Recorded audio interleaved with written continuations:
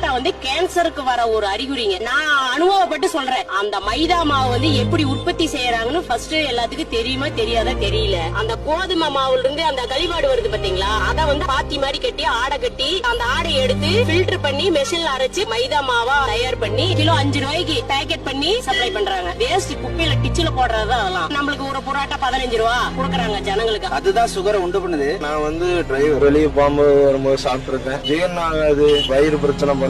Night டைம்ல தயவு செய்து புரோட்டா வந்து சாப்பிடவே கூடாது. ஜீரணம் ஆகிறது இல்ல, அது அப்படியே வயிற்றுல கட்டிக்குது, வாமிட் வந்துருது, நெஞ்ச கறிக்குது ஒண்ணு. அது அப்படியே தேங்கி தேங்கி நுரையீரல், கல்லீரல் பாதிப்பு இதெல்லாம் நிறைய வருதுங்க. ஒரு அவேர்னஸ் இல்லாம இருக்காங்க மக்கள். மேக்சிமம் குழந்தைங்களுக்கு கொடுக்கறத அவாய்ட் பண்ணணும். கேட்டீங்களா பரோட்டா சாப்பிட்டா என்ன மாதிரியான விளைவுகள் ஏற்படுங்கிறத?